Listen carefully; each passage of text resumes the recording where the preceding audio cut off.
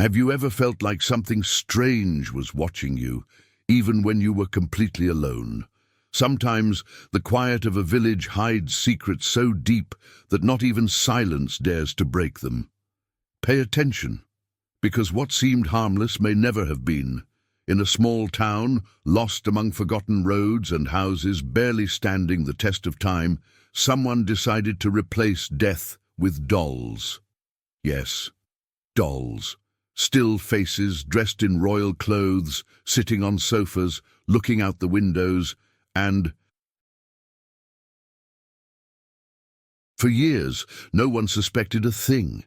People knew him as a quiet, polite, reserved man, a somewhat eccentric collector, they said. They always saw him walking through the market, buying fabrics, fake hair, small shoes.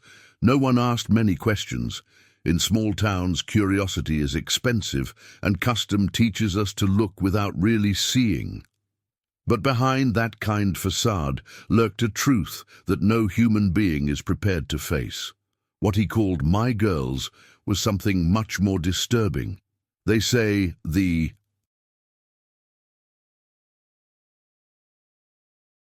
dolls were made with such detail that they seemed to breathe.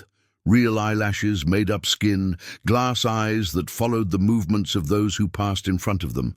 Some were sitting at the table, others were sleeping in perfectly made beds.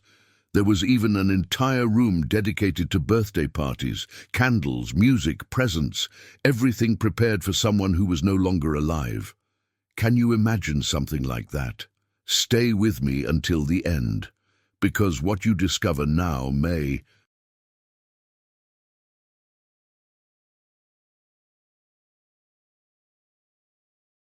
surprise you. This man lived for years among bodies disguised as dolls, and no one, absolutely no one, noticed. The authorities, the neighbors, the friends, everyone thought he was just a lonely man, perhaps melancholic, trying to fill the void of a life without family. But there was something else, something much darker. What drives a person to turn corpses into toys? Would it be an attempt to deny death, or to control it? Some forensic psychologists would say he suffered from a symbolic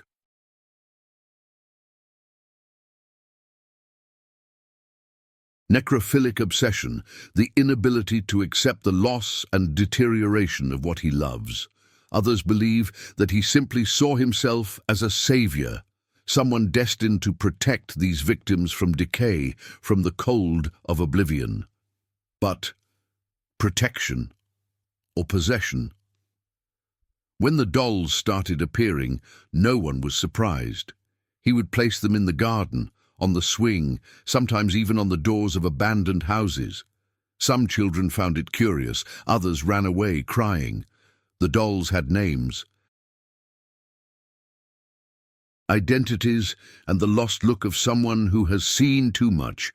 Over time, people got used to it, as always happens, and the strange became part of the landscape, until the smell started.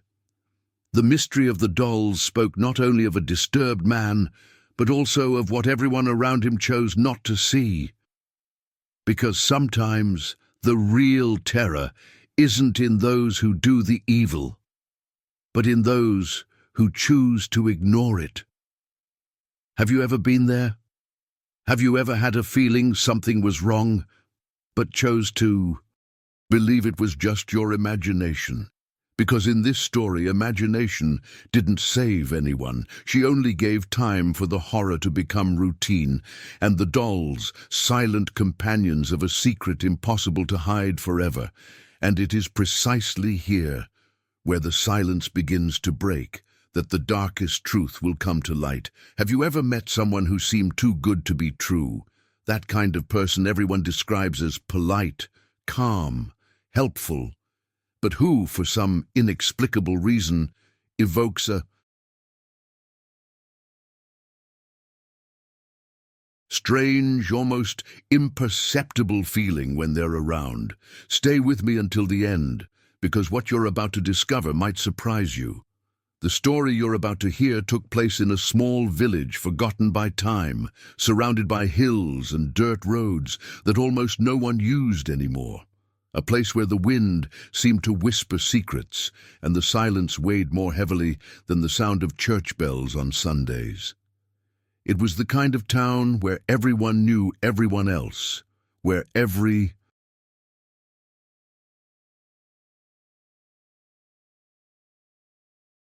footstep echoed through the cobblestone streets, and any visitor became the talk of the town for weeks. But no one, absolutely no one, suspected the man who lived in the last house on the oldest alley. A crooked wooden house with windows always closed, and a garden that seemed motionless, as if time had stood still. His name was Anatoly. He was an ordinary-looking man, with a calm voice and slow movements. He often walked through the village carrying old books and small dried flowers in his pocket.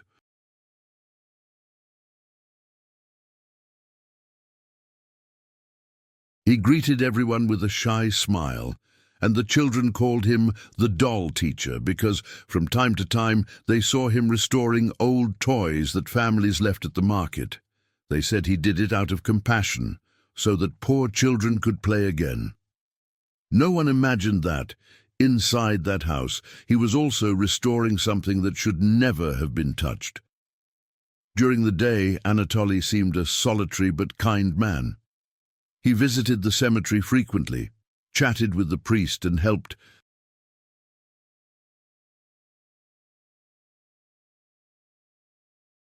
neighbors repair clocks, toys, and anything delicate. His knowledge of anatomy and object conservation impressed onlookers, who saw him as a kind of eccentric intellectual. At night, however, the lights in his house would stay on for hours, and some people swore they heard footsteps as if someone was slow dancing in the living room. "Maybe he lives with someone," they said, "or maybe it's just the wind." No one cared to investigate. As the years passed, he became part of the landscape, as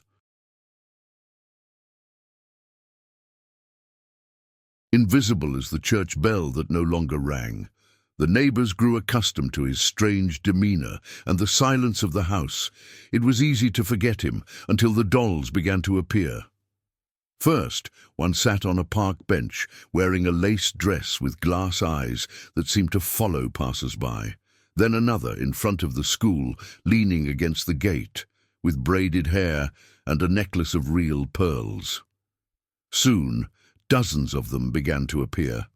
Some small, others the size of adults, each with a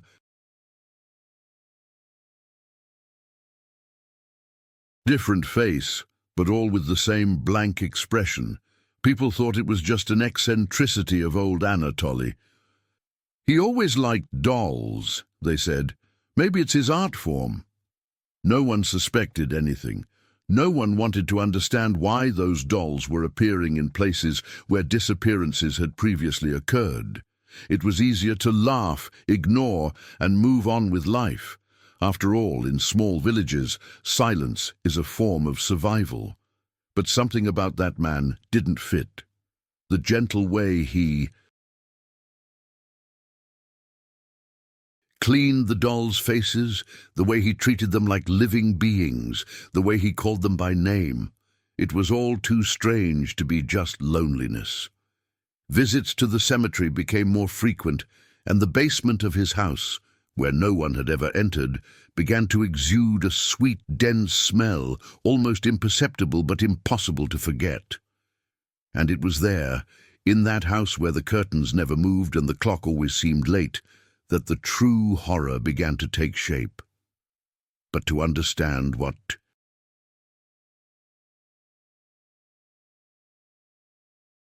really happened behind the walls of that basement, you need to hear what came next. Have you ever met someone so obsessed with preserving what they love that they ended up destroying everything around them?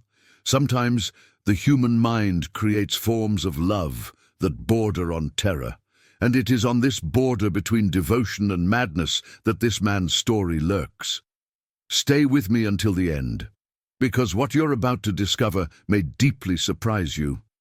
They say childhood shapes a person's soul, and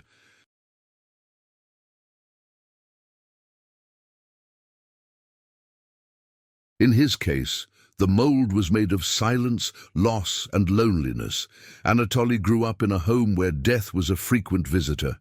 His mother, a stern and distant woman, believed that children needed to experience grief to understand life.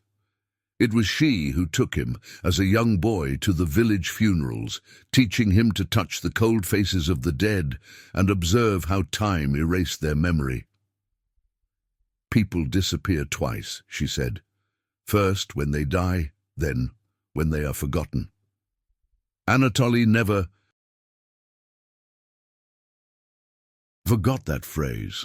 While other children played with toy cars or farm animals, he spent hours in local cemeteries, talking to tombstones and collecting wilted flowers. Gradually, he began to develop a curious fascination with the idea of preserving.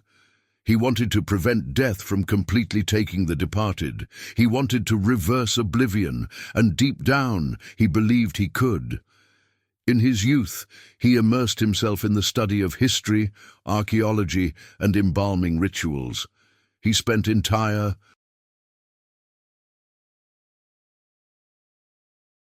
nights reading about ancient mummification techniques and civilizations that believed they could stop time. But what began as academic curiosity became a quiet obsession. He didn't just want to understand death. He wanted to conquer it. When his mother died, something in him broke completely. They say he spent days locked in her room, sleeping next to her body, as if her physical presence still connected him to her soul. And when he finally allowed her burial, he began visiting the grave every day, talking to her for hours. It was during this time that the idea became a conviction. If the body was the remnant of life, then it deserved to be preserved, not left to rot underground. Have you ever been there? Have you ever been so afraid of losing someone that you wanted to keep them close, no matter what? For Anatoly, this fear became faith. He began to see beauty in stillness, purity in silence, eternity in the glassy gaze of a doll. Gradually, the boundary between the human and the inanimate dissolved. He said the dolls were not surrogates, but vessels of memory. Each represented a soul he believed he was saving. People saw only an eccentric, lonely man collecting dolls in an old house. But in his mind, he wasn't a murderer or a madman. He was a guardian, a protector of forgotten souls. He didn't see bodies. He saw frozen memories, fragments of love preserved against time. And perhaps that's the most disturbing thing. He sincerely believed he was doing good. True love does not end with death, Anatoly wrote in one of his notebooks. It ends when the living stop remembering. And for him, remembering meant rebuilding. Faces, hands, gestures. Every detail was recreated with the precision of an artist and the devotion of a lost son. He didn't see horror in his creations, he saw redemption.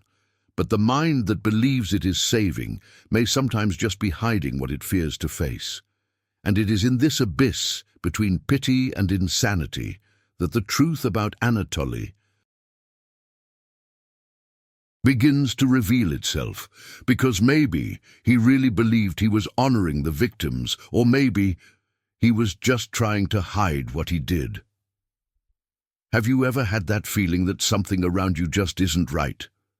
Maybe a strange smell that appears out of nowhere, a soft noise in the middle of the night, or that neighbor who always seems awake when everyone else is asleep. Stay with me until the end, because what you're about to discover may surprise you, and perhaps make you look at your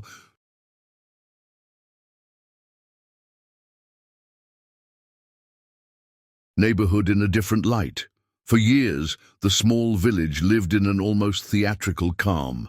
The streets were silent, the old houses seemed stuck in time, and the few people who passed by greeted each other with the automatic kindness of those who've known everyone forever. But silence is sometimes just a way of hiding what no one wants to see. And in that place it slowly began to crack, like an ancient wall about to reveal what lay beyond. It all started with a smell, a sweet, strange,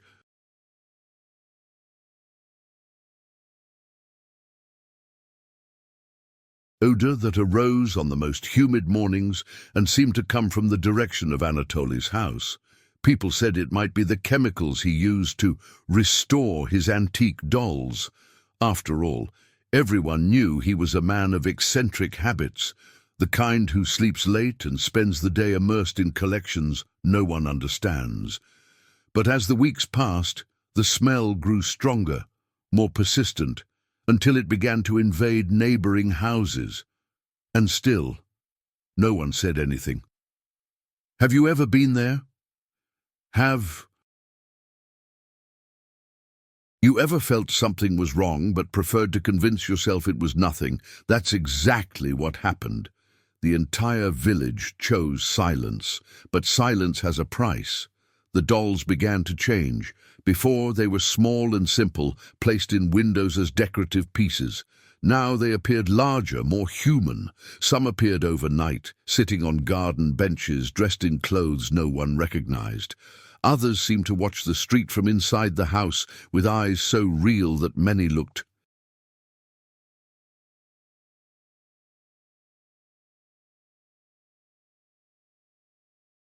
away. No one knew for sure how many dolls there were. They said Anatoly created them for exhibitions, but no one had ever seen one. What was seen, however, were nocturnal visits, figures passing through the yard, lights burning until dawn, muffled whispers coming from inside the house, and from time to time the sound of footsteps, heavy, shuffling footsteps that didn't seem to belong to a single person. Some neighbors began receiving anonymous letters, written in shaky handwriting. They were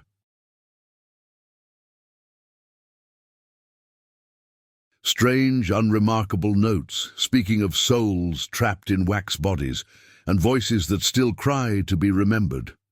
No one knew who sent them. Some said it was Anatoly himself trying to communicate with someone from beyond. Others thought it was just a cruel joke.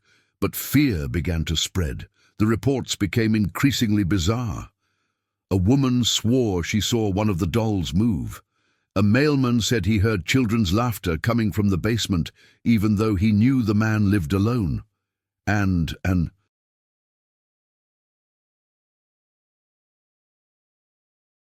older man once told the priest that he dreamed of those dolls, always in the same setting, a room full of still bodies, with Anatoly in the center, smiling silently. But as in every small village, time erases fear when no one talks about it. People returned to their routines, pretending nothing was happening, but the smell never disappeared. The dolls kept appearing, and their eyes looked more and more human. It was then that the silence was finally broken, not with a scream, but with a much subtler sound. A crackling sound came from Anatoly's basement, heard by those passing by in the dead of night.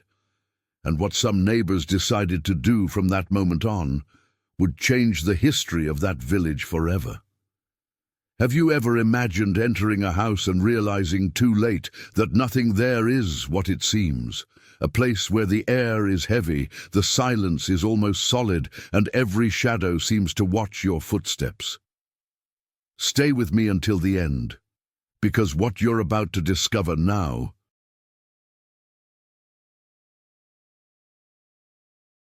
may haunt you for a long time.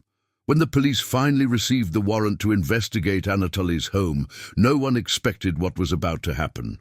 For years, neighbors had considered him merely a lonely, eccentric man with a love of antique dolls and strange objects. But on that cold morning, with the overcast sky and the biting wind, officers realized right at the door that something was terribly wrong. The smell, sweet, thick, and suffocating, escaped through the cracks like a silent warning.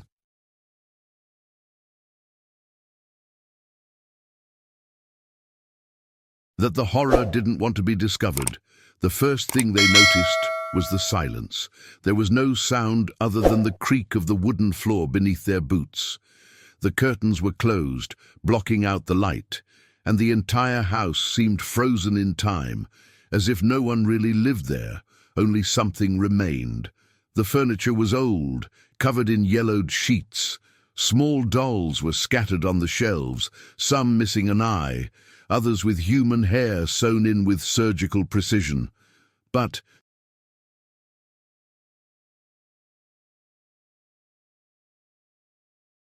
nothing, absolutely nothing, could prepare the agents for what they would find when they descended those narrow stairs that led to the basement. Have you ever felt your heart race before you even understood why? It was exactly what one of the officers described later, that feeling of something watching you, even in the darkness. The flashlight trembled in their hands as they descended, step by step, until the beam of light found a wall covered in children's portraits, colorful drawings, names, written in careful handwriting, and then a figure, standing in the corner, motionless. A human silhouette, dressed in a pale blue dress and small shoes. For a second, they thought it was someone, but as the light got closer, they realized it was a doll, a life-size doll. The face was covered by a mask made of wax and fabric, molded with eerily realistic detail. The hands, delicately positioned in the lap, looked like flesh. The skin, too pale, had a texture unlike any known material, and soon they realized there were more of them, many more. They were everywhere, sitting in chairs, lying on beds, some standing side by side, as if waiting for something.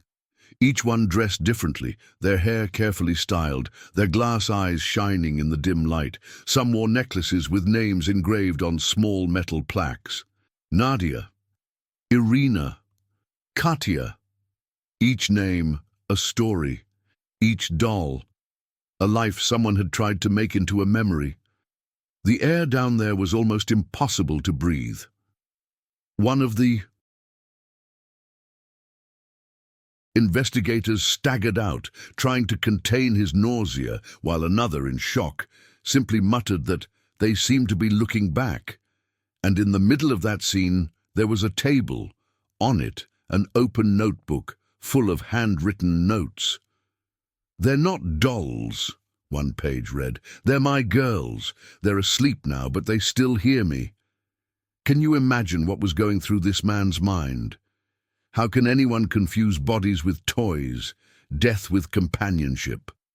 With each step, the officers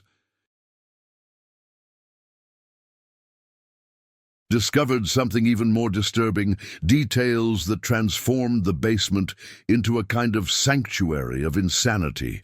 Walls decorated with dried flowers, children's music playing on an old radio, and the echo of what sounded like recorded laughter. Neither of them spoke for a while. The horror was so silent it seemed alive. And when they finally climbed back into the daylight, everyone knew that nothing in that village would ever be the same again. But what they discovered in the following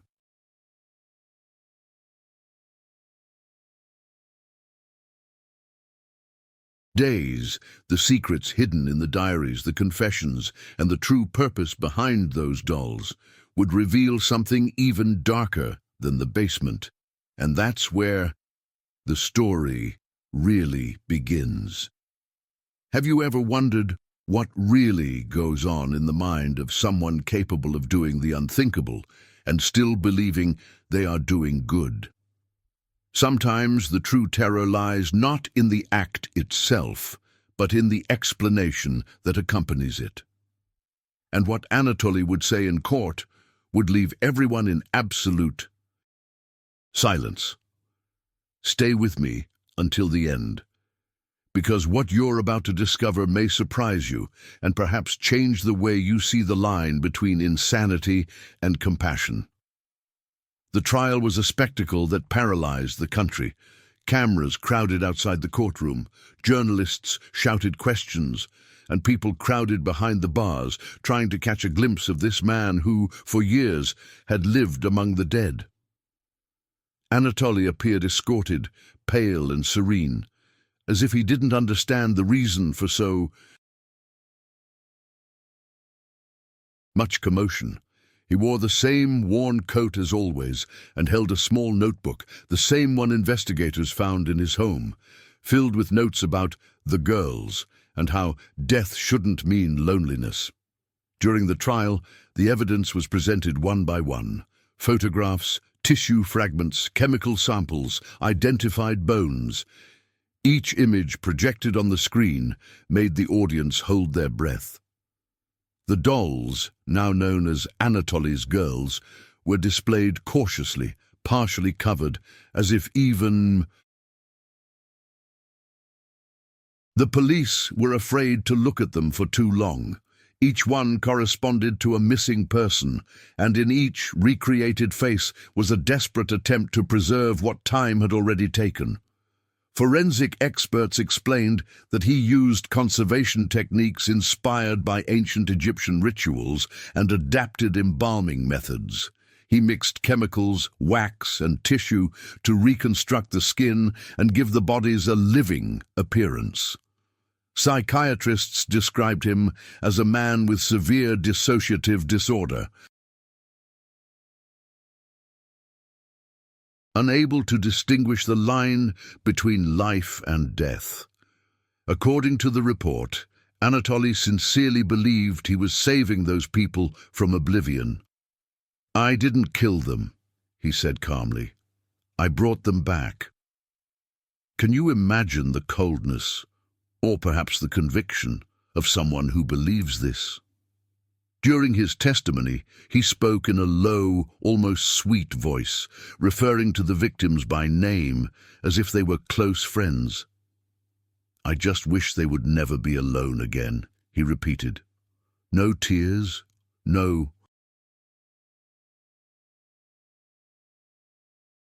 regrets, just the strange tranquility of someone who believes they've done something right." The defense tried to argue complete insanity. They claimed he was a victim of extreme isolation, that his mind had been fragmented after the death of his parents and a lifetime dedicated to the dead. They said he was a broken man inside, and that his dolls were a reflection of his attempt to cope with the void. The prosecution, however, saw it differently. To them, Anatoly was lucid and methodical, and his love for the dead was merely a justification for absolute control over those who could no longer resist. The media explored every detail. Headlines like "The Man Who Gave Life to Death" and "The Guardian of the Dolls" dominated the newspapers.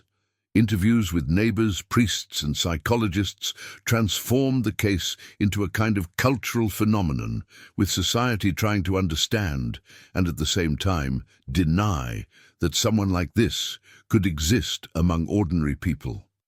Have you ever wondered how far loneliness can take a human mind?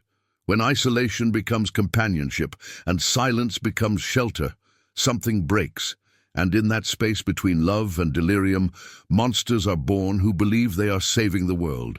Anatoly saw no sin in his actions, he saw purpose, and when the verdict was finally announced, not even the sound of flashes could hide the collective discomfort. Because more than judging a man, that court seemed to be judging the limits of humanity itself. But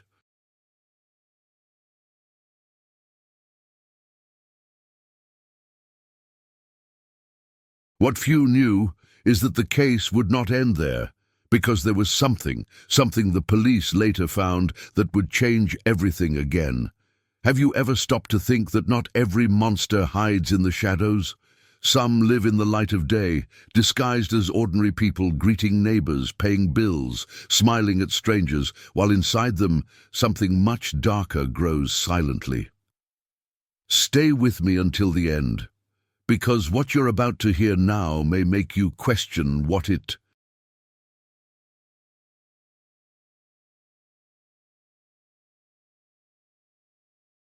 truly means to be human.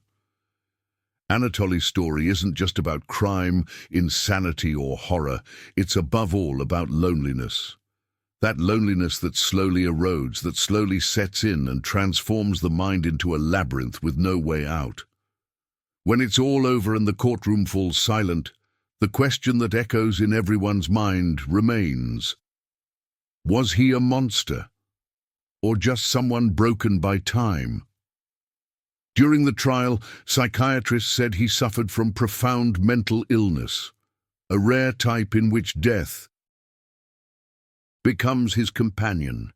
But those who knew him, neighbors, colleagues, even the police officers who searched the house, swear he seemed calm, rational, incapable of any evil. And perhaps that's precisely the most frightening thing. Evil sometimes doesn't scream. It whispers, it smiles, it offers tea while the world rots around it. Anatoly believed himself to be a guardian. In his diaries, he referred to the dolls as "my girls," saying he simply wanted to protect their souls from eternal loneliness.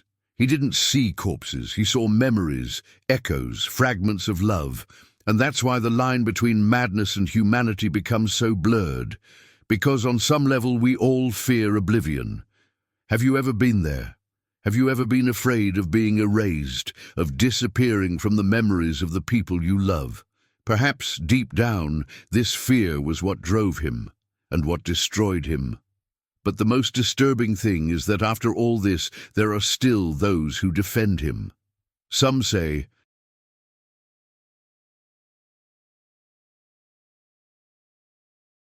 Anatoly was a visionary, a man ahead of his time, obsessed with preserving what the world abandons. Others call him a demon. And between these two versions, an uncomfortable question arises. Are the real monsters those who act in the dark, or those who live among us believing they do good? The case has forever been etched in the history of the strangest and most disturbing crimes ever recorded. To this day, criminologists and psychiatrists study his behavior, trying to understand what leads someone to confuse love with possession and to transform the fear of death into a ritual of eternity. There may never be a definitive answer. Perhaps in each of us there exists a small spark of that same desire to preserve what we love, even if the price is crossing the line of sanity. And that's when Anatoly's story stops being just about him and starts being about all of us. Because deep down, what he did was collect what the world preferred to forget. And if you think about it, how many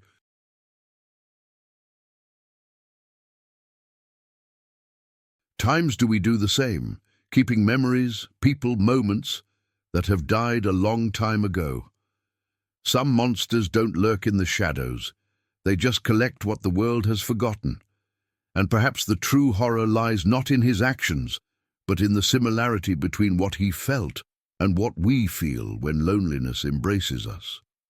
If you like cases like this, macabre, mysterious, and almost forgotten, subscribe to the channel, leave a like, and tell me in the comments. Do you think Anatoly was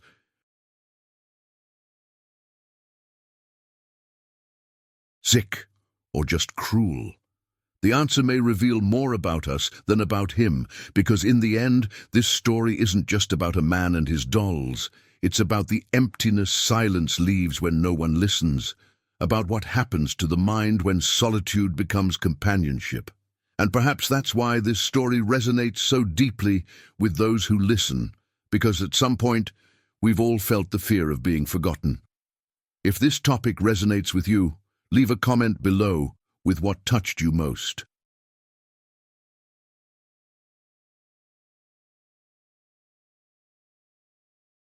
I want to know your thoughts on all this. Do you believe Anatoly was a sick man trying to cope with his grief, or a conscious manipulator of the horror he created? Your opinion matters, and it may help others see this case in a new light. And if you've made it this far, it's because this kind of story also sparks something in you: curiosity, discomfort, maybe even empathy. So take advantage and leave a like. This shows that it's worth continuing to bring stories like this, based on real events, but told in a way that makes us feel.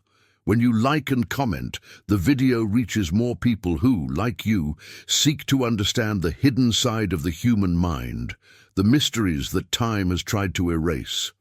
And of course, if you're not subscribed yet, subscribe to the channel now. Here, each story is told with the care of someone who believes the past still has much to teach us about fear, loneliness, and even ourselves. By subscribing, you ensure you won't miss the next dark and true stories I tell you. Your participation is what keeps this space alive. It's what turns each video into a conversation, not a monologue. Because in the end, this channel isn't about monsters, crimes, or madness. It's about people. About what we're capable of when love, pain, and loneliness blend together until they lose their meaning. And it is precisely at this limit, where reason dissolves and fear begins, that the next part of this story awaits you. Imagine walking through an ancient village where the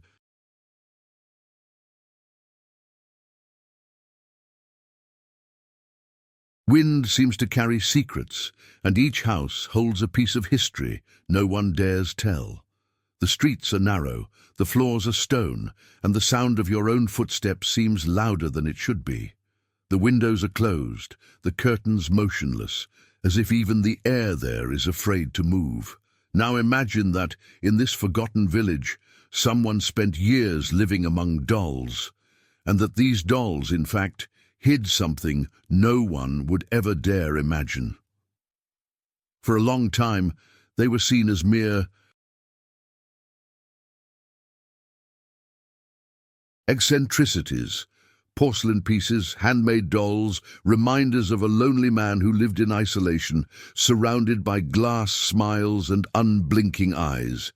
But behind that harmless appearance lay a truth so dark it would transform the entire place into an open wound in the memory of time. Each doll had a name, each represented a story interrupted, a destiny that should never have been touched. The man behind this mystery was no ordinary criminal. He didn't have the cold gaze of a killer, nor the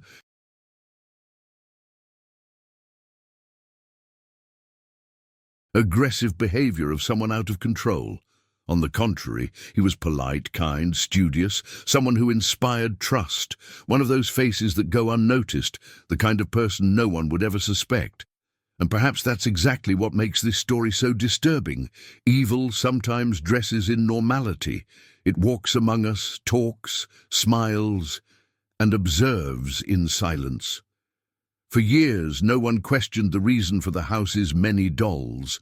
The man claimed to collect them as part of a study, a tribute to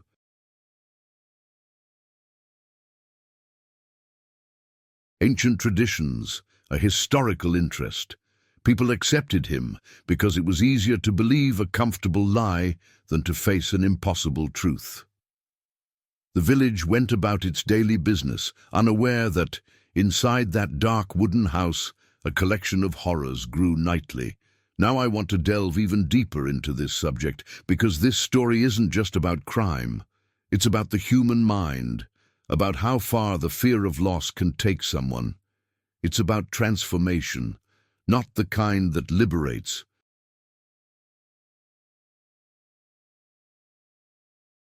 but the kind that distorts. At some point, this man began to believe he could cheat death, that he could recreate life with his own hands, stitching together pieces of memories and transforming absence into presence. He didn't see bodies. He saw frozen memories. He saw love disguised as madness. And here's the most disturbing point. When he spoke about the dolls, he used terms like my girls, my treasures, my guardians. There was affection in the words. There was care. He cleaned their faces, changed their clothes, talked to them, as if each one had a soul he was trying to preserve. Some would say it was insanity, others, a desperate way of coping with grief. But perhaps it was something even deeper, an absolute refusal to accept the finiteness of life. There's something universal about this fear. We all, in some way, try to keep what we love alive, even if only in our minds. We keep photos, objects, old messages, memories that should have been laid to rest. Anatoly, the doll. Man just took this to an extreme. He turned attachment into a religion and solitude into a ritual. His home became a temple of oblivion, a place where the line between love and horror no longer exists. But don't think this happened overnight. It all began with small, almost innocent gestures. The desire to preserve a memory, the impulse to take care of what was left behind. Over time, this impulse grew, mingled with obsession, and took physical form. This is how the dolls were. Born, representations of the past he refused to let die. Each one was a symbol of his attempt to control what no one can control: time, loss, destiny. The village, of course, began to feel strange. Some people avoided passing by the house. Others swore they heard children's laughter in the wee hours of the morning, or the sound of light footsteps on the wooden floor. But no one wanted to get involved. It's always like this, until the silence becomes impossible to ignore. This story reveals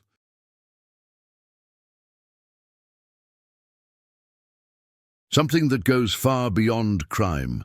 It speaks to mentality, to the decisions we make when we're too alone, to the hidden truth that lurks within every troubled mind. Anatoly wasn't just a collector. He was a man waging a war against oblivion, and who believed in a sick way that he was winning. And when we think about this, we realize how fragile we are in the face of our own shadows.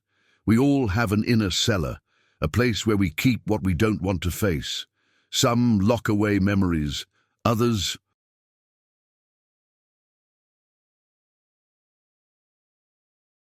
build dolls. But the logic is the same.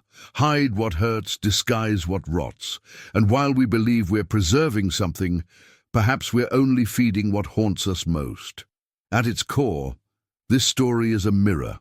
It shows how loneliness can distort the mind, and how love, when tainted by loss, can become monstrous. Anatoly believed he was saving lives when in fact he was imprisoning souls. He saw the dolls as a symbol of purity, of eternity, but what he really saw was himself, someone who no longer knew where love ended and madness began. And that's the part that intrigues me most, the silent transformation of an ordinary man into something even he couldn't understand. A psychological journey, dark, yet deeply human. Because we're all afraid of losing. The difference is that some try to save themselves, and others try to rebuild the impossible. Comment here. That makes sense to me. I want to know if, in some way, this story also made you reflect on what you keep inside your own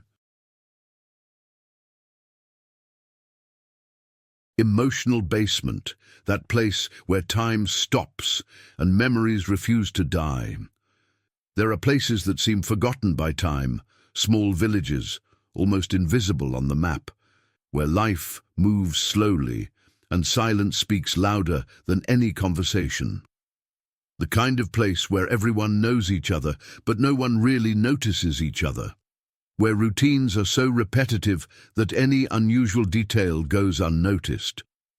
It was there, in this quiet and seemingly peaceful setting, that Anatoly's story began to take shape like a shadow that slowly grows, unnoticed. The village lay miles from the nearest town, surrounded by dense forests and mist-shrouded hills. Winter came early and left late, and the ancient houses, dark wood and small windows, weathered the cold with the quiet pride of those who had seen it all happen and survived. Time seemed to stand still. The dirt streets were deserted as dusk fell, and the distant sound of church bells was the only sign that night was approaching. It was a place of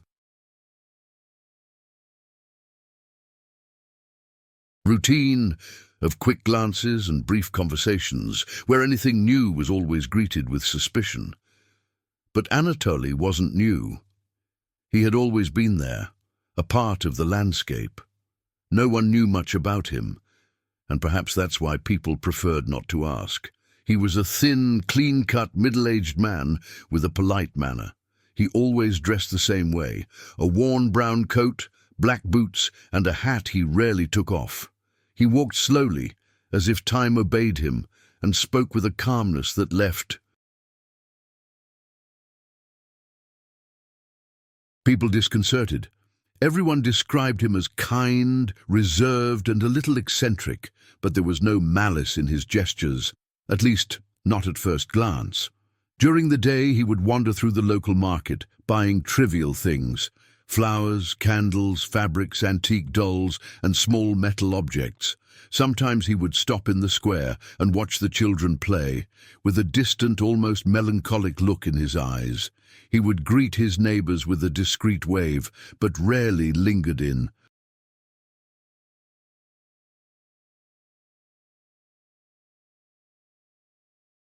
conversation.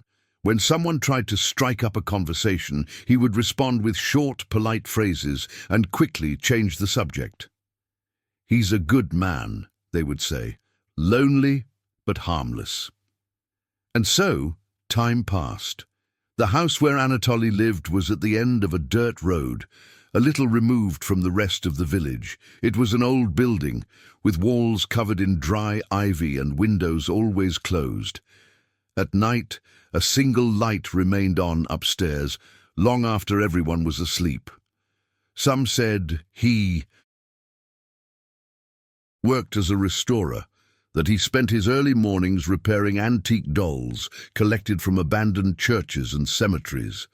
Others thought he was simply a scholar, an eccentric man who enjoyed living surrounded by relics of the past. No one knew for sure. No one cared. But his solitude had something different. It wasn't that of someone avoiding the world, but rather of someone who keeps the world within. There was a calm in his gestures, but a strangeness in his gaze, a glow that seemed to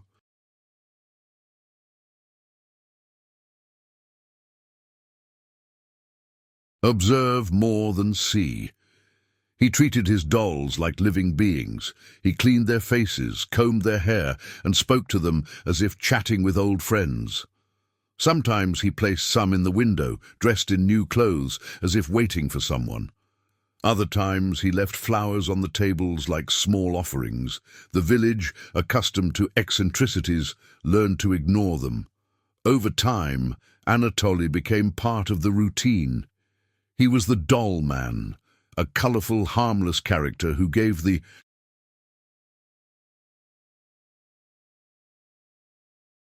village a curious touch, but there's only so much habit can hide, and little by little, small things began to draw attention.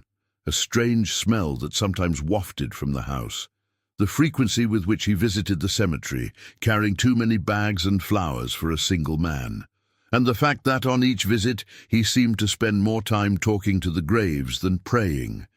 Have you ever noticed how human beings have a knack for normalizing what they don't understand?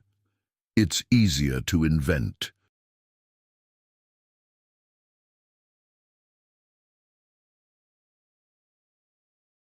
a simple explanation than to face the discomfort of a hidden truth. And that's exactly what happened there. Each person constructed their own version to justify their behavior. A scholar, a harmless loner, a sad but good man. No one wanted to look deeper. No one wanted to see what was right before their eyes. Now, I want to delve even deeper into this subject, because this story isn't just about a village and a mysterious man. It's about mindset, about how human perception is shaped by convenience and fear, about how we make decisions based on what we want to believe, rather than what's actually in front of us. Anatoly's case is a silent lesson in the impact of denial. While everyone saw only a polite neighbor, evil grew within, disguised as routine. And if you think about it, this kind of blindness happens all the time. In small things, in behaviors we ignore because they seem harmless, in people we think are strange but good. The hidden truth is that evil rarely announces itself. It creeps in slowly, taking shape within normality until one day it's too late to look away. The curious thing is that, even when the first suspicions arose, there were still those who defended him. They said it was unfair, that he didn't hurt anyone.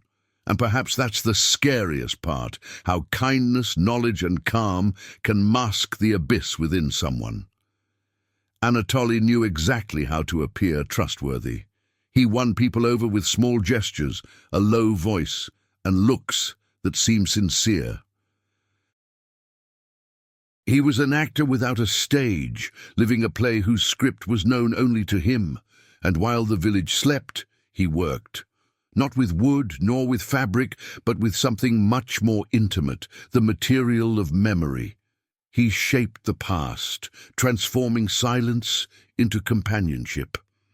Each doll he created was a fragment of a stolen story, a desperate attempt to reconstruct what time had taken, and, unbeknownst to them, they all contributed to his secret.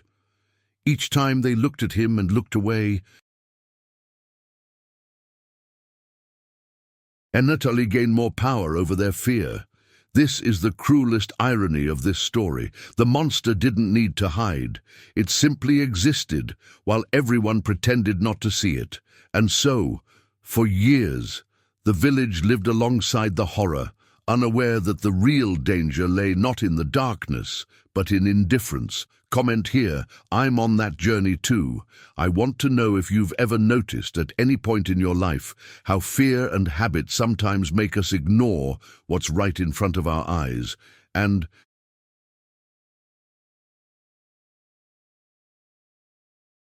how that choice changes everything. Ever since he was a child, Anatoly seemed different. While other children ran, laughed, and got dirty in the dirt, he preferred cemeteries. Not out of morbidity, but out of curiosity. There was something about that silence that drew him in, something about the calm of the tombs that made more sense to him than the noise of life. His mother used to take him to village funerals and force him to touch the cold hands of the dead, saying it would teach him respect.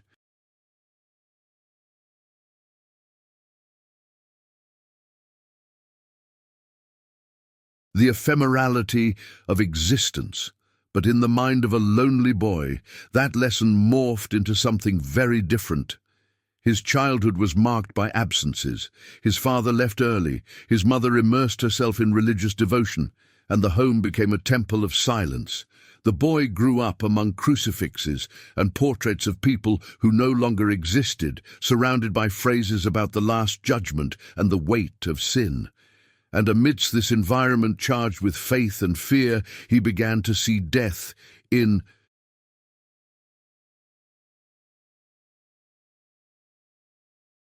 a strange way, not as an end, but as a pause, an interval between now and never again. And it was there, in this confusing terrain between devotion and despair, that his mind began to slowly warp.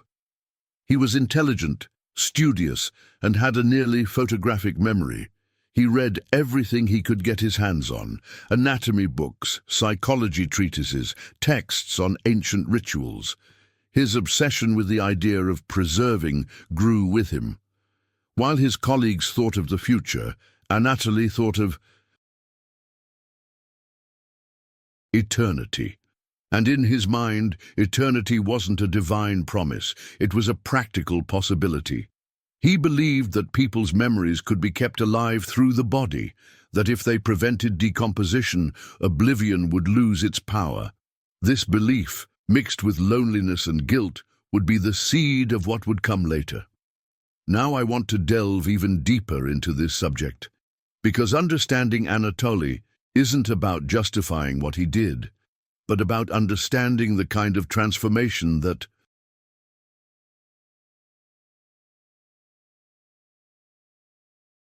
occurs when isolation shapes one's perception of reality. He didn't wake up one day and decide to be a monster. He gradually became one, slowly, silently. Trauma, loss, and emptiness created a narrative in which he was the savior of forgotten souls. And this distorted mindset, fueled by years of emotional neglect, became his refuge. When his mother died, he was alone for the first time. He spent days without leaving his room, sleeping on the floor beside her body. After the burial, he visited the grave every day, bringing flowers and letters. In one of them he wrote, "The body is not the end. It is the memory that sustains the soul." This phrase would be repeated in dozens of notes over the years, as if it were an excuse, a hidden truth that only he could see. It was during this period that his fascination with dolls began. At first, they were merely objects of study. He claimed to restore old toys, to rescue the historical value of forgotten things. But for Anatoly, each doll represented a metaphor for immortality. They didn't die, they didn't age, they didn't abandon him. Over time, he began to associate these artificial bodies with the idea of human preservation. The next step was inevitable. His mind functioned like a broken mirror. It reflected distorted truths. Loneliness transformed the desire to preserve into a necessity. He began visiting cemeteries more frequently, writing down names, dates, and epitaphs. In his diary, he recorded recurring dreams. She calls me from the grave, asking not to be forgotten. In these pages, the line between dream and reality dissolved. And that's precisely where the danger lurked. Anatoly truly believed he was helping. Psychiatrists who later studied his case described a fascinating pattern, a combination of obsessive-compulsive disorder and messianic delusion. He saw himself as an intermediary between life and death. He believed he was fulfilling a mission. He killed not for pleasure, but out of compassion. I just wish they would never be alone again, he would say years later. This sentence, delivered in a calm voice and with a distant look in his eyes, chilled even the most experienced investigators. But what makes someone believe they are doing good while immersing themselves in horror?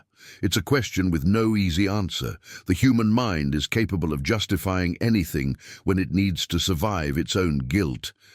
And Anatoly created a universe where guilt didn't exist, only preservation, care, and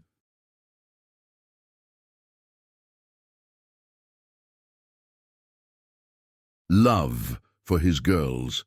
He saw himself as a guardian of memories, someone who gave a second chance to the victims of death. Society would see him as a monster. He saw himself as a father. There's something disturbing about this, because on some level, we all seek ways to hold on to what time tries to take away. We save photos, messages, memories. We try to freeze moments. Anatoly simply took this idea to an unbearable extreme. He believed that love could conquer time, and in trying to prove it, he destroyed everything that could have been human within him. The curious thing is that when we observe his story closely, we realize that his madness was built on something very human, the fear of oblivion. The difference is that he believed he could overcome it with his own hands. While we deal with grief, he tried to fix it. While we mourn, he acted. This mindset set him on a journey of no return, where each decision took him further away from reality and closer to the abyss. Some experts have said that Anatoly wasn't just obsessed, he was in love with his own creation. The dolls were a reflection of what he believed to be his divine mission. He talked to them, gave them names, and referred to them as my eternal daughters. In his mind, loneliness had been replaced by companionship. He no longer lived alone. They all lived with him, trapped in a cycle of denial and delusion. And this is where the impact of this story truly reveals itself. It shows how the desire to control the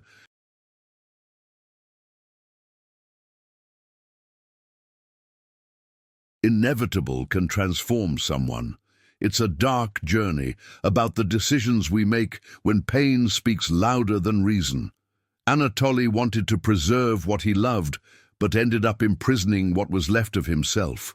He believed himself the hero of a narrative that existed only in his head, and this illusion became his punishment. The ironic thing is that from the outside, Anatoly's transformation might seem slow and predictable, but inside his mind, it all made sense. It was logical. It was necessary. Horror only exists because on some level, the human mind tries to justify the unjustifiable. And perhaps that's why this case bothers us so much, because it reminds us that the line between reason and insanity is not a wall, but a fog. Comment here. That makes sense to me. I want to know if, in some way, this story made you think about the strange ways the human mind finds to deal with love, loss, and loneliness, and how far each of us would go to not feel alone. It all began almost imperceptibly. A strange, sweet and heavy smell began to spread through the village, especially on cold mornings, when fog covered the streets, and the wind seemed to bring back memories no one wanted to experience. At first, the residents thought it was just the mold from the old houses, or perhaps the odor wafting from the river, which ran through the village and carried remnants of the forest. But the smell came from one specific place, Anatoly's house.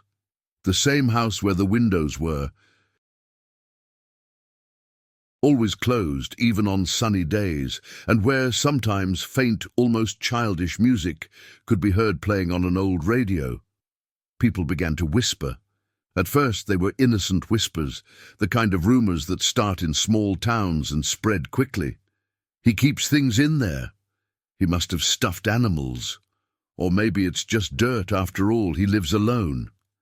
No one spoke openly, but everyone knew something was wrong. Still, no one did anything. It's curious how human beings have this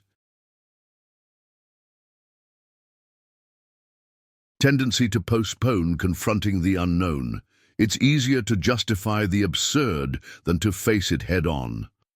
Over time, the smell intensified, and along with it, new dolls began to appear. They appeared in different places, one at the school gate, another sitting on a park bench, a third left near the church. They all had something in common. They looked all too human.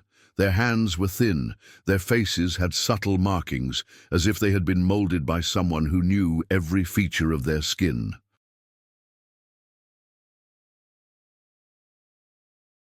Intimately, people tried to laugh it off, saying Anatoly was just practicing his restorer's craft. But deep down, no one was truly laughing. Little by little, neighbors began to notice details that didn't make sense. Lights burning late into the night, Heavy footsteps on the hardwood floor, low voices, as if he were talking to someone. Some swore they heard children's laughter coming from inside the house, soft, brief sounds, but real enough to chill the spine of passers-by. Others said they saw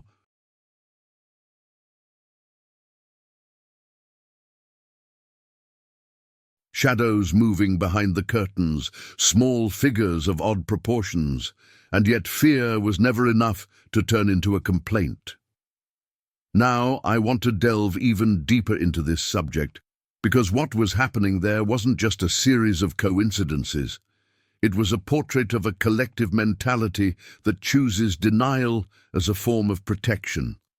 The hidden truth behind these events was so uncomfortable, so impossible to accept, that people chose to turn the horror into routine.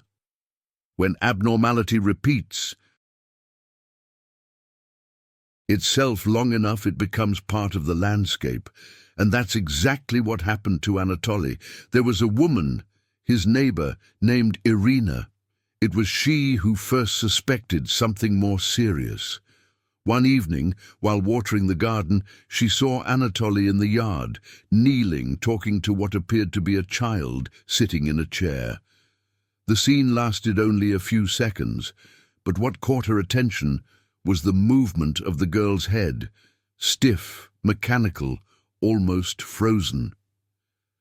The next day, Irina went to his house to offer help, perhaps as an excuse to better understand what she had seen. He greeted her with a polite but cold smile. He said everything was fine, that he took care of his girls and enjoyed their company. In the corner of the living room, Irina noticed several life-size dolls dressed in different outfits. Some even had shoes. Frightened, she returned home and told what she had seen, but no one believed her. "He's always been like this," they said. "He's just a lonely man." It's strange how a sense of community can turn to blindness when fear enters the picture. No one wanted to be the first to act. No one wanted to be responsible for breaking the silence. And little by little, that silence became complicit.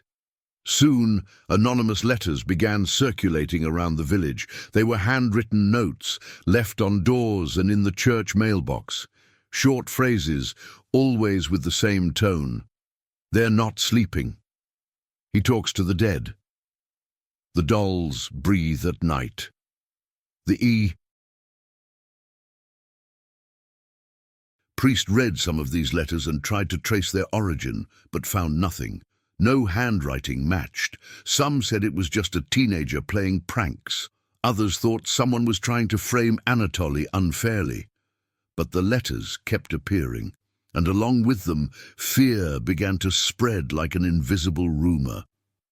For weeks, the village's atmosphere changed. People began closing their windows earlier, locking their doors before sunset. Children no longer played in the streets, and the church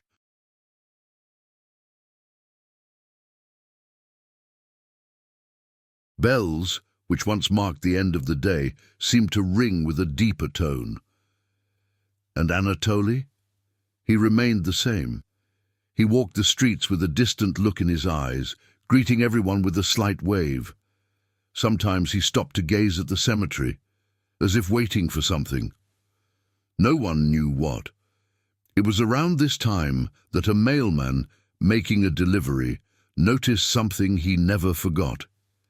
He entered Anatoly's yard and saw, through the window, a room full of dolls sitting in chairs, all facing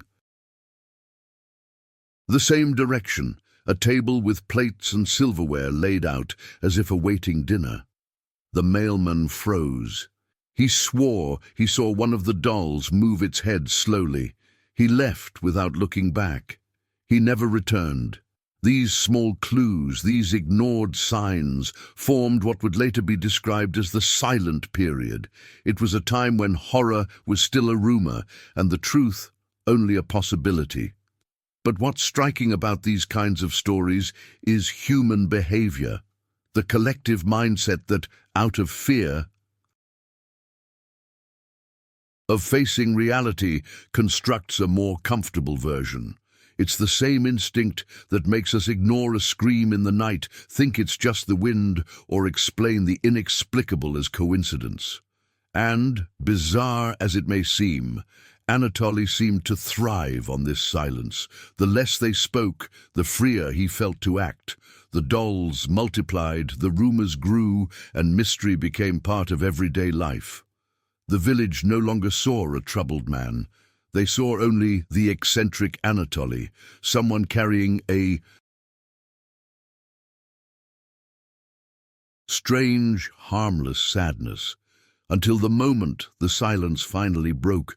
But before that happened, there was one final detail that few know, and that completely changes the perception of him. A few weeks before the discovery, Anatoly began leaving fresh flowers at the gates of homes where children were missing. No one knew how he knew who they were, but he did. Each flower came with a small, handwritten note that read, "Now she will never be alone again." Comment here. That makes sense to me. I want to know if you've also noticed how sometimes the real fear isn't in the screaming, but in the silence everyone chooses to maintain, and the impact it has when the truth finally decides to come out. That morning began differently. The sky, which usually rose grey over the village, was now too heavy, as if it sensed what was about to happen. The police arrived silently, without sirens, just the sound of tires on the wet earth. The windows of the houses opened one by one, curious eyes hid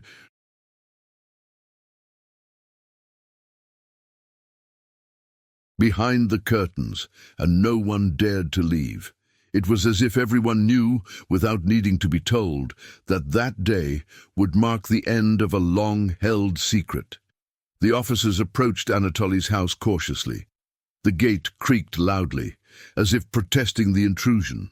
The garden was covered in dry leaves, and the air seemed still, heavy, permeated with something the wind couldn't dispel. One of the officers tried to open the door, but it was locked from the inside. He had to force it, and when it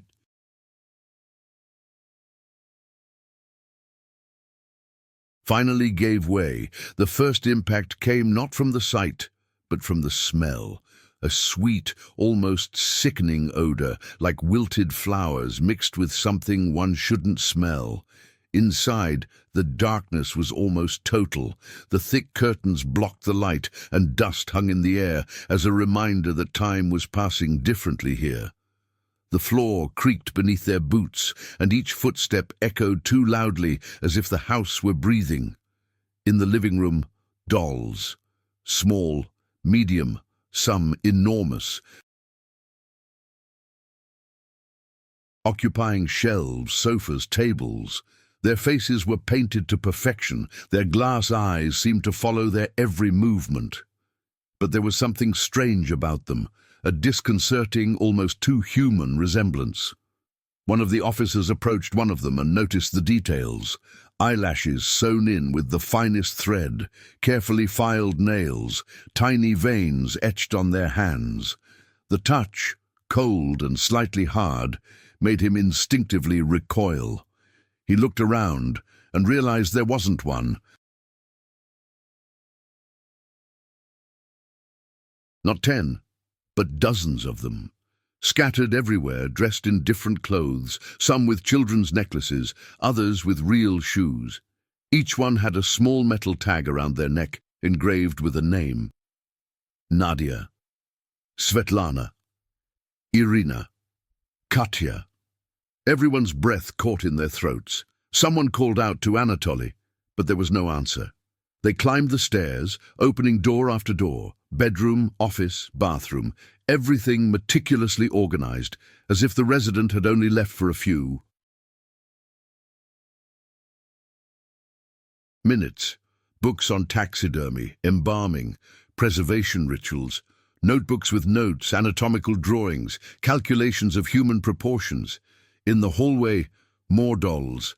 Some sat in chairs, others leaned against the wall, as if waiting for something. And then, At the end of the hallway, a locked door. When it was opened, the air rushed out like an ancient sigh. The light from the lanterns illuminated a room draped in red curtains and smelling of chemicals. In the center, a large table, and on it, a figure. It was the size of a child, its body dressed in new clothes, and its face covered by a mask made of wax and fabric. The illusion was almost perfect until one of the officers noticed something, the texture of the skin. It wasn't porcelain. It wasn't plastic. It was something different, something reason couldn't name. From then on, the horror was no longer a doubt. The walls were covered with photographs of missing girls, newspaper clippings, and handwritten notes. Now they sleep in. Peace. No one will forget them. They are safe with me. On the floor, numbered wooden boxes, each containing children's clothes, shoes, and diaries. There was an obsessive, almost loving order to everything. Anatoly wasn't just methodical, he was devoted. He treated his collection like a mission. Now I want to delve even deeper into this subject because what happened inside that house wasn't just a crime. It was the embodiment of a mindset completely disconnected from reality. Anatoly believed he was accomplishing something sacred. For him, those dolls weren't reminders of death, but representations of life. He spoke to them, listened to their answers, and sincerely believed that each one held the soul of the girl who had been forgotten by the world. In the diary found beside the table, investigators read entries that seemed written with tenderness. She smiled today. I put on her favorite dress. She likes it when I sing to her. The line between love and horror had completely disappeared. His mind had transformed the unacceptable into something pure, an act of twisted compassion.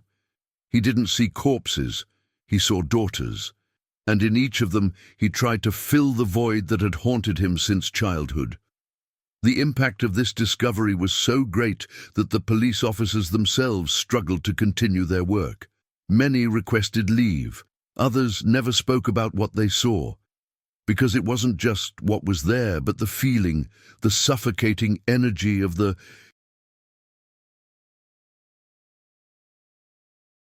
in place, as if every wall carried a trace of pain.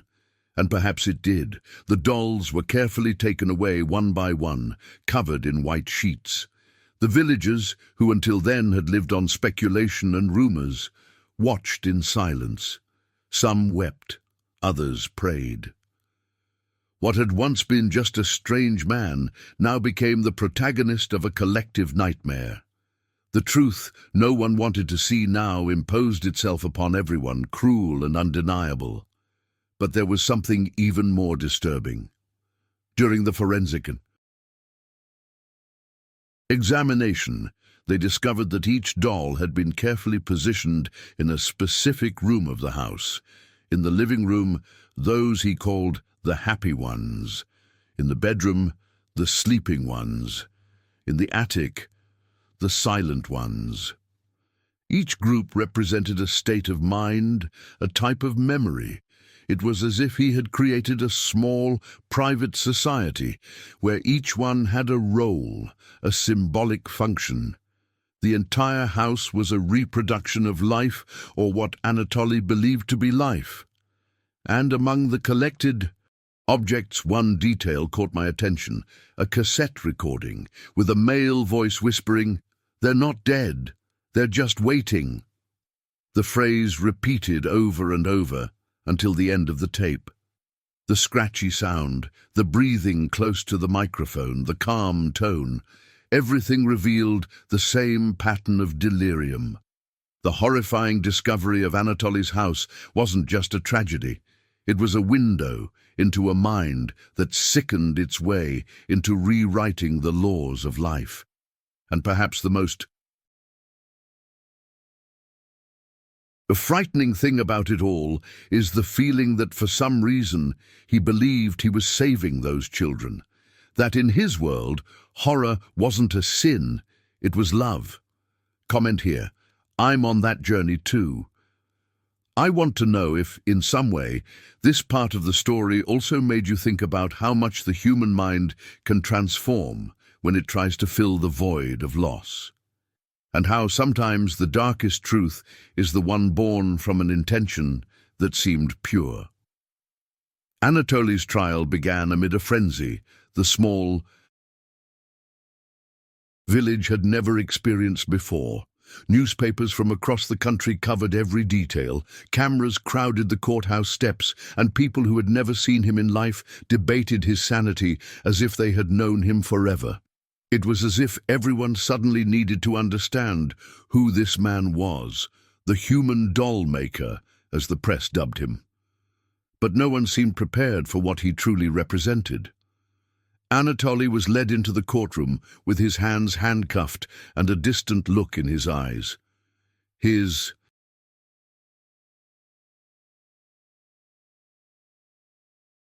face was serene, and there was something disturbing about his calm. As the judge read the charges, he stared at the floor, oblivious to the tumult around him. No remorse, no reaction. When asked if he understood the crimes he was accused of, he simply replied, "I understand, but I don't see them as crimes." This sentence echoed through the courtroom like a suppressed thunderclap, and from that moment on, the case ceased to be just a criminal investigation. It became a delve into the human mind.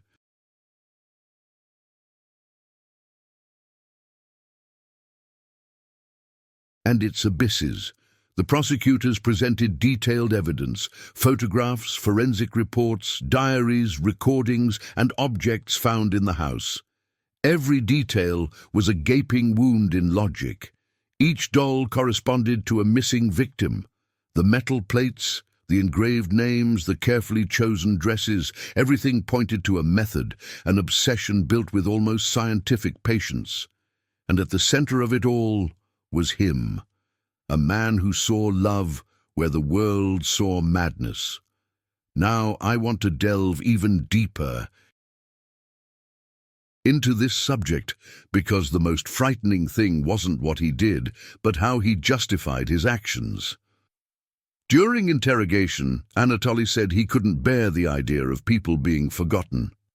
"Children die and disappear," he said softly, "but if I preserve them, they continue to exist. I keep them alive inside me." When the prosecutor confronted him with the brutal reality of the bodies, he simply smiled, as if pitying their ignorance. "You think I killed them, but you don't understand. I saved them from oblivion." This distorted view of reality divided experts. Psychiatrists and criminologists came together to try to define what was truly going on inside that mind. Some considered him completely insane, incapable of distinguishing right from wrong. Others believed Anatoly was perfectly lucid, but morally corrupt. A man conscious of his every action, yet convinced of a mission. One of the psychological reports stated, Anatoly didn't seek power, pleasure, or recognition. He sought eternity. During the trial, he even referred to the dolls by name, one by one, as if they were present. He called them "my girls." He said they listened to him, smiled at him at night, comforted him on lonely days. "I just wish they were never alone again," he repeated with almost childlike sincerity. And this contrast between the monstrosity of his actions and the sweetness of his words left everyone shocked.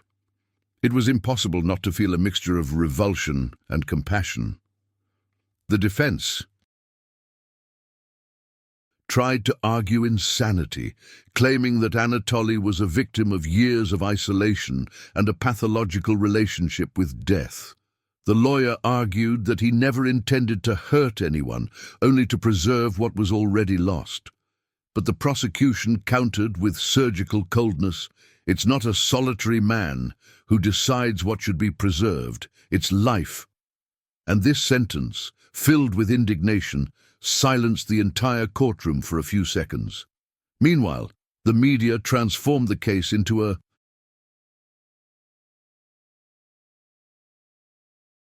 spectacle. Headlines screamed in huge letters, "The Guardian of the Dolls," "The Man Who Played God," "The Artist of Death." TV shows replayed dramatized scenes, reporters competed for the best photos, and experts in human behavior were invited to discuss Anatoly's sick mind. The entire country seemed simultaneously fascinated and horrified. Fear and curiosity go hand in hand, and in that moment, Anatoly was the perfect embodiment of this duality. Behind the scenes, the case generated even deeper debates. Philosophers and psychologists wondered whether he was the product of social abandonment or a truly perverted mind. To what extent can loneliness distort one's perception of reality? Could a lack of affection create a monster? Or had the monster always existed, simply found a way to manifest itself? These questions hung over the trial like an invisible cloud. During one of the hearings, one of the victim's mothers was called to the stand. When she looked Anatoly in the eye, he greeted her with a polite smile and said, "She's fine. I took care of her." The woman burst into tears, and the entire courtroom fell silent. There was no more argument to be made. The line between insanity and evil seemed to have blurred. Now I want to delve even deeper into this subject, because Anatoly's story reveals something uncomfortable about all of us. The human need to create meaning where there is none, to transform pain into mission, grief into purpose. He couldn't accept his powerlessness in the face of death, and so he decided to defy it. But in doing so, he crossed the line between love and obsession. This is the hidden truth behind so many cases like this. When the desire to control the uncontrollable mixes with loneliness, the result is always destruction. The court, faced with such complexity, opted for a decision that divided the public. Anatoly was declared mentally incapable of answering for his own actions. He was committed to a maximum security psychiatric hospital, where he would spend the rest of his life. There, isolated once again, he spent his days writing. The guards said he asked for paper and pencils every morning and spent hours drawing girls' faces, always with the same serene smile.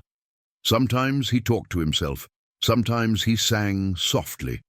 And on one occasion, when one of the nurses asked him why he kept drawing, Anatoly replied, "Because they're still with me."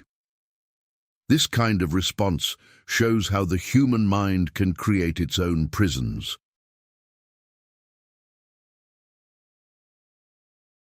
He didn't see bars, didn't see punishment.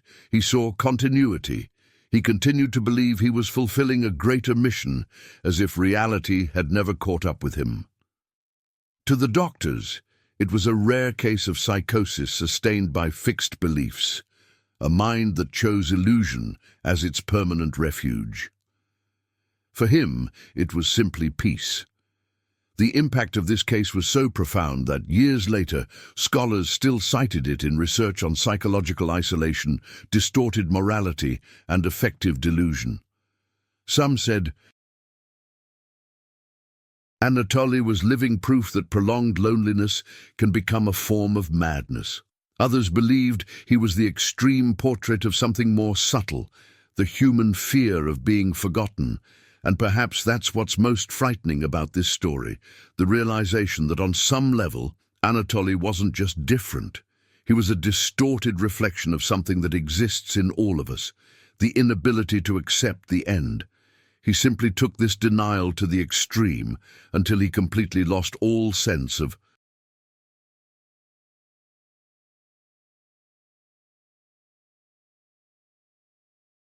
right and wrong.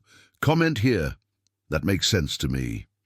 I want to know if you've also noticed how sometimes the line between love and destruction is so thin that it can disappear completely, and how certain truths, when they finally come to light, reveal more about us than about the monster itself.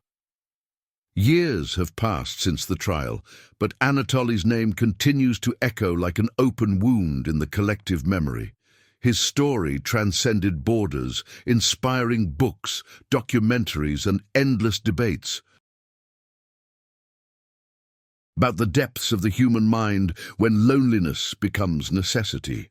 The hospital where he was admitted has become almost a legend, a place of silent corridors and barred windows where time seems to slow down.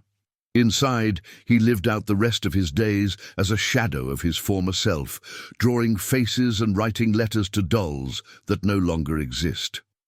The nurses said he rarely spoke to others, but rather communicated with his world. Sometimes he would smile into space, murmuring the names of girls only he knew. Other times, he would spend hours staring at the ceiling as if waiting for an answer, and even after so long, he never admitted to having done anything wrong. In his own words, no one understands the beauty of preserving what the world despises. It was as if, inside his mind, the trial had never ended. It had merely changed form. What struck the doctors most was the complete absence of remorse. There was no confession, no guilt, only conviction. For Anatoly, evil didn't exist. What he called love was actually control. What he called compassion was domination, and that's where this story stops being just about a troubled man and becomes a mirror of human nature. Because in one way or another, we've all tried to hold on to something that was slipping away, a relationship, a past, a memory. Anatoly simply took it to a level where reason no longer exists. Now I want to delve even deeper into this subject, because there's a hidden truth this case reveals, and few have the courage to face it. Emptiness is the most fertile ground for the birth of monsters. When isolation becomes a daily occurrence, the mind begins to fill the silence with fantasy, and the deeper the loneliness, the more convincing the lie it creates becomes. Anatoly believed he found purpose in preserving what others had allowed to die. But deep down, his story is about the devastating impact of disconnection. What happens when human beings are no longer seen, heard, and understood? In the hospital, he became a living study in the transformation of pain into delirium. Psychiatrists described his demeanor as serene and paternal. He treated even the doctors as if they were students, explaining his theories about the continuity of the soul through the physical form. He was eloquent, persuasive, almost charming. This was the most disturbing part, the apparent lucidity of someone who had crossed the threshold of sanity. He spoke of his girls with pride, saying they were now protected from the cruelty of the world. It was impossible to listen to him and not feel a deep unease, the kind of fear that comes not from shouting or threats, but from the absolute calm of someone who believes in their own madness. Anatoly's case has become a classic example of the disconnect between morality and reality in psychology and criminology schools. But there was something more than science there. Something more human. When you looked into his eyes, you saw a kind of peace that clashed with the horror of his actions. It was the peace of someone who believes they did the right thing, and this contradiction is perhaps the true terror behind it all. Our ability to justify the unjustifiable, to paint monsters with the colors of kindness. Over time, the newspapers lost interest. The screaming headlines gave way to oblivion, and the case was swallowed by the past. Anatoly grew older. His hair turned white, his hands trembled, but his gaze remained the same, fixed, distant, as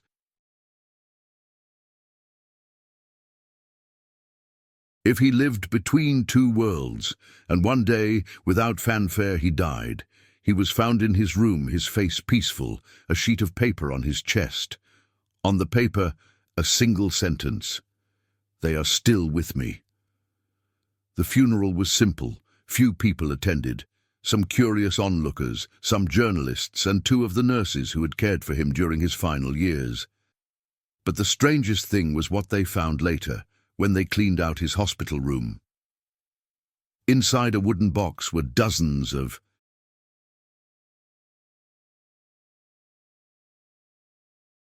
drawings, portraits of smiling girls, dressed in different dresses, each with a name written underneath. They were the same girls he had preserved. And among the drawings, a note in shaky handwriting: "Now they are free." This last detail rekindled interest in the case. Did Anatoly ever understand what he had done, or did he continue to believe until the end that he had accomplished his mission? The question remains, and may never be answered. What we do know is that somehow his story lives on, because there is something indelible when horror mingles with humanity, and that's where the true impact of this story lies, in the reflection it leaves us with. How often, out of fear of loneliness, do we end up creating our own prisons? How often, trying to hold on to what we love, do we end up distorting love until it loses its shape? Anatoly was the extreme of this logic, the end result of an emotional journey of no return. He believed he was saving what he loved, when in reality, he was destroying everything he touched. But the most disturbing thing is that, deep down, there's a part of him in all of us. We all have a piece of memory we don't want to let go of, a pain we'd rather keep alive than face the emptiness it would leave. It's this fragility that makes his story so unsettling, not because he was different, but because somehow he was all too human. Some monsters don't lurk in the shadows. They just collect what the world has forgotten. And perhaps this is the point that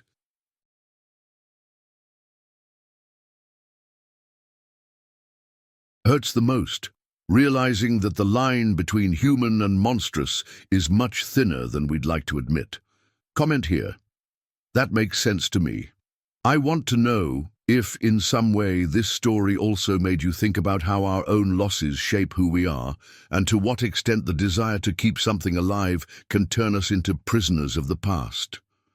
If you've made it this far, it's because this story captivated you in a unique way, perhaps because of its mystery, or perhaps because of the way it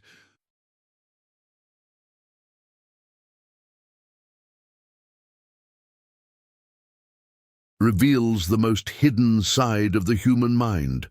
And if this kind of content makes you think, instigates you, or even gives you goosebumps, that's a sign that you're one of those people who see beyond the obvious. So if you're not yet part of this community, subscribe to the channel. Here, each video is a journey through the hidden truths the world tries to forget. Real, intense, and meaningful stories. And since you stayed with me until the end, leave the phrase here in the comments, "I'm with you."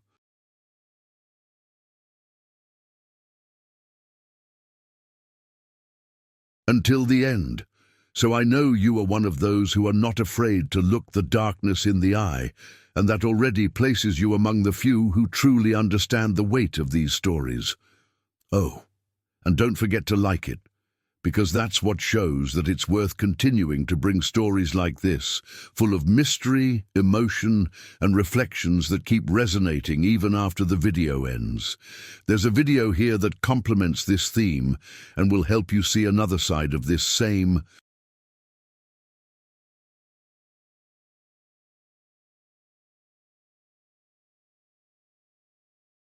Darkness. Click and follow me there.